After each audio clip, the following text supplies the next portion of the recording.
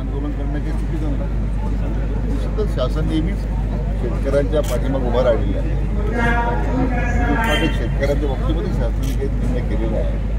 त्यामुळे शेतकरी बांधव आंदोलन करतायत, त्यांच्या मागण्या निश्चितपणे शासन सकारात्मक विचार करेल एवढंच म्हटलं सरकार मागण्या काय ती समजावून घेतो. नंतर मग त्याच्यावर काय निर्णय करायचा. आता एवढा मोठा निर्णय आपण केला आहे, 30 रुपये बेसिक दर देताना 5 रुपये अनुदान देण्याचं.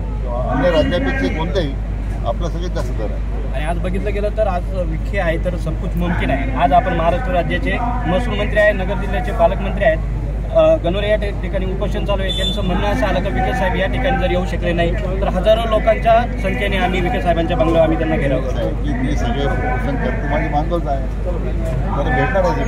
असं काही मागण्याचं कारण नाही. त्यांच्या भावना